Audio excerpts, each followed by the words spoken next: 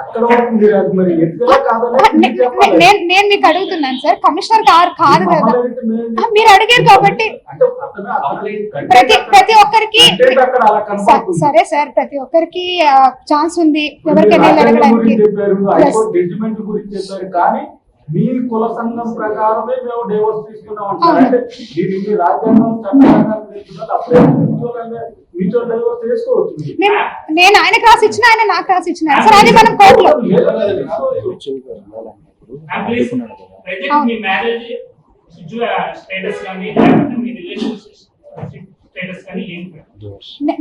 మేమిద్దరం divorce మెంటల్లీగా physical గా ఒక ఓన్లీ నేను ఆల్రెడీ ఇప్పుడు మీకు చూపించాను కదా, 2016 నుంచి నేను నీతో సంసారం చేయడం లేదు కదా అని నేనే మెసేజ్ పెట్టాను. నెక్స్ట్ నా పిల్లల కోసమే అతను కంపల్సరీ ఉంటాడు, ఎందుకంటే యాజ్ అ ఫాదర్ గా అతని మినిమం నీడ్స్ క్లియర్ చేయాలి. అతను నా న్యూ బార్న్ బేబీ నాతో ఉన్నాడు సార్, ప్రెసెంట్ నేనే నా దగ్గర ఉన్నాను. మదన్ మోహన్ కి నా బిడ్డకి ఎలాంటి సంబంధం లేదు, ఇట్ ఈస్ వెరీ క్లియర్. ఆ బాబు తండ్రి పోతిరెడ్డి సుభాష్, ఇది వెరీ క్లియర్. మేమిద్దరం చేసుకున్నాం, అఫీషియల్ గా కాదు సార్, మేమిద్దరం ఇష్టపడి చేసుకున్నాం. తర్వాత అక్క వాళ్ళందరూ ఎగ్రీ అయ్యారు, ఆ ఫొటోస్ కూడా కావాలంటే లేదు, నేను చేసుకోలేదు రిజిస్ట్రేషన్. అవును,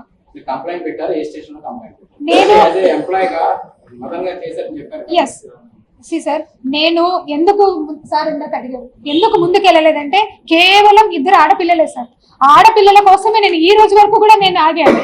ఎప్పుడైతే ఆయన పోయేసేసి డిపార్ట్మెంట్ లెటర్ పెట్టిన రోజు కూడా నేను ఏం బాధపోలేదు సార్, నాకు తెలియలే అసలు లెటర్ పెట్టి నాకు వాన్ చేసి వెళ్ళాడు, నేను పోతాను మీ కమిషన్ మాట్లాడతాను, నీ పరువు తీస్తా అంతు తీస్తాను మాట్లాడుతుంటారులే అనేసి నేను లైట్ తీసుకున్నాను. ఎప్పుడైతే లెటర్ ఇంకా గురించి నాకు తెలిసిందో నేను స్ట్రైట్ అవే పోలీస్ స్టేషన్కి వెళ్ళాను. నాకున్న ప్రైమరీ అప్రోచ్మెంట్ పోలీస్ స్టేషన్ కాబట్టి, ఎందుకంటే నాకు అప్పటికే థ్రెటన్ ఉంది, బిడ్డను చంపేయి అని. సో దట్ నేను వెంటనే వెళ్ళాను పోలీస్ స్టేషన్కి.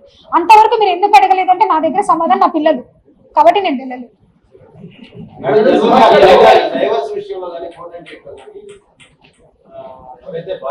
భార్యకి భర్త భరణం చెల్లించాలి 30 కోట్లు డిమాండ్ చేశారు. 30 కోట్లు ఈయనకి ఓన్లీ డెఫినెట్ గా 30 కోట్లు ఎందుకు అడుగుతున్నాడంటే అతనికి ఎవ్వరూ లేరు, అతని సంపాదన అంతా కూడా 1 లక్ష రూపాయల జీతం మీదనే. ఆ 30 కోట్లు కూడా విజయసాయిరెడ్డి గారి పేరు పెడితే ఆయన దగ్గర నుంచి నాకు వస్తాయని ఆశతో ఖచ్చితంగా ఆయన రాశాడు. ప్రతి చాటింగ్ లో కూడా విజయసాయిరెడ్డి గారి పేరే రాశాడు. అరే నా పిల్లలు ఉన్నారు సార్, నాకు దేనికి రాయాలి సార్? నేను ఆల్రెడీ మేమిద్దరం కలిసి మ్యూచువల్ డైవర్స్ కూడా వేసాం సార్.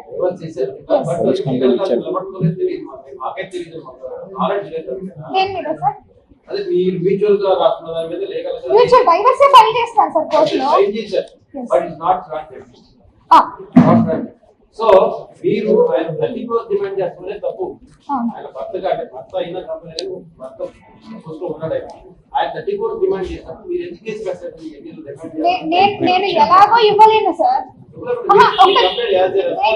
దేనికి సార్ నేను ఫైల్ చేయాల్సింది? అతను నా బిడ్డలకి తండ్రి, అతను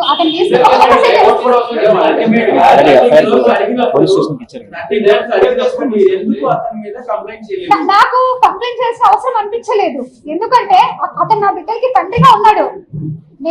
నేను ఈ రోజు కూడా మదన్ మోహన్ మీద కంప్లైంట్ చేయడానికి నేను రాలేదు. కేవలము ఇంకా ఇది ఎక్స్ట్రీమ్ స్టెప్ అయిపోయిన తర్వాత ఆయన ఇంకా వద్దు అని అనుకున్న తర్వాత నేను ముందుకు వచ్చి నేను మాట్లాడతాను.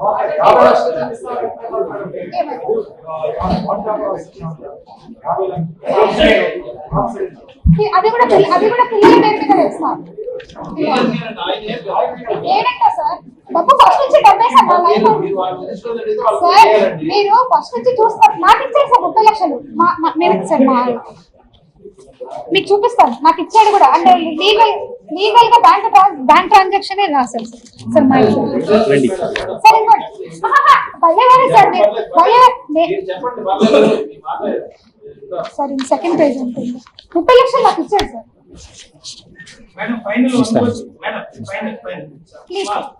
ఇప్పుడు మదన్ మోహన్ మీరు ఎక్కడున్నారు, ఎవరితో ఉన్నారు అన్ని చేయగలిగారు. మీరు మదన్ మోహన్ మీద ఎటువంటి ఎంక్వైరీ పెట్టారు? నాకు అవసరం లేదు సార్. అదేంటండి, ఎందుకు సార్? నేను ఆయనతో చిన్న పిల్లలు ఉంటాననుకున్నప్పుడు కూడా ఇవాళ విడిపోయిన లవర్స్ కూడా ఎంక్వైరీ పెడుతున్నారు. నాకెందుకు సార్? నాకేమో ఇప్పుడు ఎలా చేసింది మదన్మోహన్ అని మీరు చెప్పేదాని ప్రకారం రైట్ డిపార్ట్మెంట్ లో ఎవరు అరెస్ట్ చేయాల Yes. ఓన్లీ మదన్మోహన్. మీరు ఆయన మీద క్రిమినల్ కేసు ఎందుకు ఫైల్ చేయలేకపోతున్నారు? నేను మొన్న ఇచ్చాను కదా సార్, ఆయన బయటకు ఇప్పుడు అంతవరకు ఆయన నా గురించి ఏమైనా బయటకు వచ్చాడా?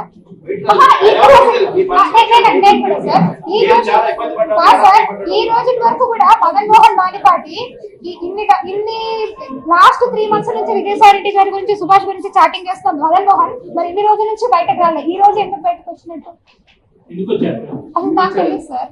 అది నేను ఎలా చెప్పగలుగుతాను? నేను అది ఆయనకే తెలియాలి, వచ్చిన ఆయనకే తెలియాలి. మరి ఆ సంబంధాన్ని ఏమంటారు అంటే పిల్లడు పుట్టిన తర్వాత That will be, I'll be asked to the source. అది అక్కడ అమ్మ మీరు లివింగ్ రిలేషన్ గురించి, అడల్టరీ గురించి, అమ్మ మీరు ఒకసారి చూడండి. లివింగ్ రిలేషన్ గురించి, అడల్టరీ గురించి supreme court is also given a judgements and article 14 hopefully ఉండొచ్చు సార్. నేను చెప్తాను. మదన్ మోహన్ మానిపాటి వెనకాల నా స్నేహితుడు ఒక అతను ఉన్నాడు. అతని పేరు రమణారావు అలియాస్ రామ్. ఇతను ఇటు సుభాష్ కి పెట్టిగా స్పైగా ఉన్నాడు, అటు అతనికి స్పైగా ఉన్నాడు. ఐ డోంట్ నో మరి ఎందుకు అతను ఏం ఎక్స్పెక్ట్ చేసి నన్ను ఇంత, ఎందుకంటే నా ప్రతి మూమెంట్, నేను ఇక్కడ ఎక్కడో విజయవాడ తాడేపల్లిలో ఉంటున్నా, ఆ ఇప్ప హైదరాబాద్ లో ఉంటాడు. ఇక్కడ ఏం జరుగుతా ఉంది, ఏం కథ అనేది ఈచ్ మూమెంట్, నేను ఏ రోజు ఎన్ని గంటలకు బయలుదేరిపోతా ఉన్నానో కూడా ఆ ఇప్పకి తెలిసిపోతా ఉంది. నా ఇంటికి మా ఆయన ఎన్ని గంటలకు వస్తా ఉన్నాడో కూడా ఆ ఇప్పకి తెలిసిపోతా ఉంది. నన్ను అవన్నీ మెసేజ్ అన్ని పెట్టేది, వచ్చాడు వాడు అనేసి మళ్ళీ మెసేజ్లు ఇవన్నీ కూడా చేస్తా ఉన్నాడంటే ఈ had a good spy here. ఇంత ఇంత ఇంత రౌండ్ సర్కిల్ లో నా లైఫ్ అనేది లీడ్ అయింది. అది మీరు అర్థం చేసుకోండి. I don't know sir. ఇప్పుడే చూసారు కదా మీరు మెసేజ్. ఎవరికి రామ్ గురించి మాట్లాడుతున్నారా ఏమో, మరి ఏముండొచ్చు నాకు తెలియదు. నేను ఎలా చెప్తాను సార్? ఉండొచ్చేమో, నాకు ఎలా తెలుస్తుంది? వాళ్ళ ఇంటెన్షన్స్ ఏముండే నాకు ఎలా తెలుసు? సరే ఇవ్వండి, 30 లక్షలు నాకు ఇచ్చారు.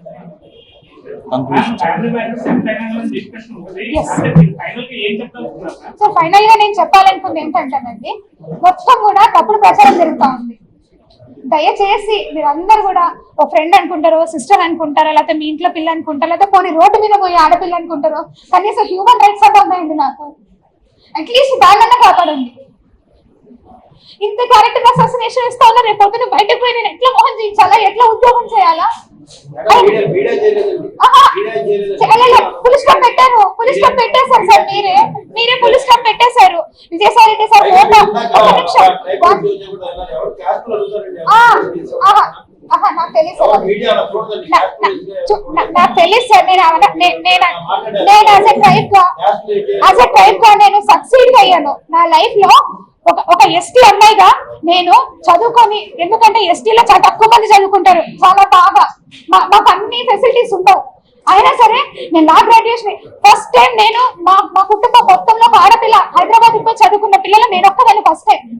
నేను పోయి చదువుకున్నా, నేను ప్రాక్టీస్ చేసుకుంటానే, ఇంటర్న్షిప్ చేసుకుంటానే నేను చదువుకున్నా.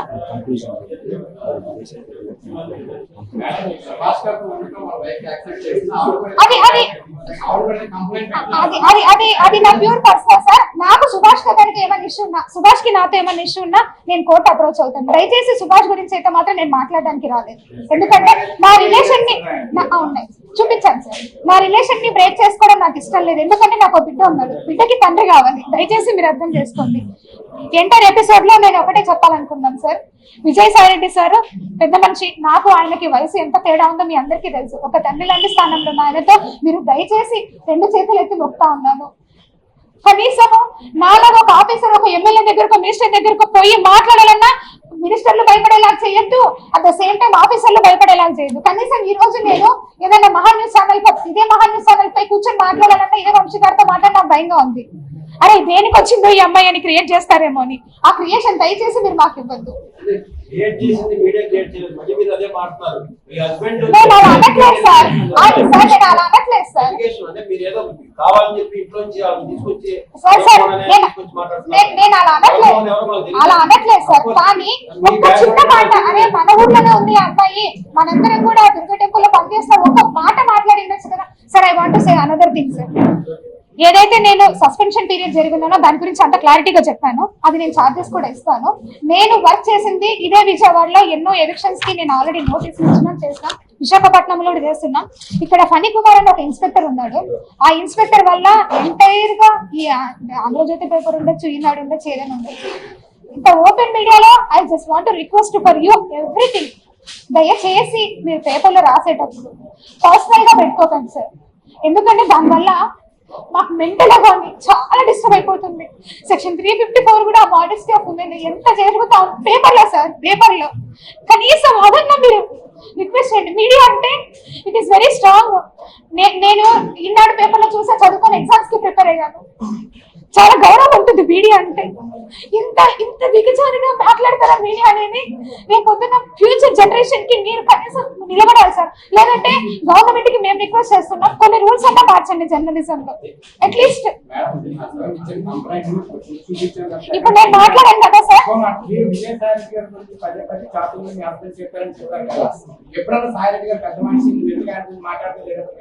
ఎన్ number of times sir, n number of times chatting. ఎవరు అతను 1 వేలో మాట్లాడతారు కానీ 2nd వేలో మాట్లాడారు సార్. ఎవరు కూడా నేను ఎంత రిక్వెస్ట్ గా మెసేజ్లు పెట్టాను, కోపం వచ్చినప్పుడు నేను కూడా మాట్లాడాను. ఫైనల్ గా నేను మీ అందరికీ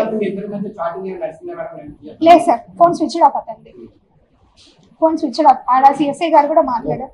ఫైనల్ గా I just want to request you all sir, దయచేసి ఒక పెద్ద మనిషిని ఆయనని మీరు అనేటప్పుడు కనీసం ఒక మాట అడిగిండాల్సింది అడగలేదు.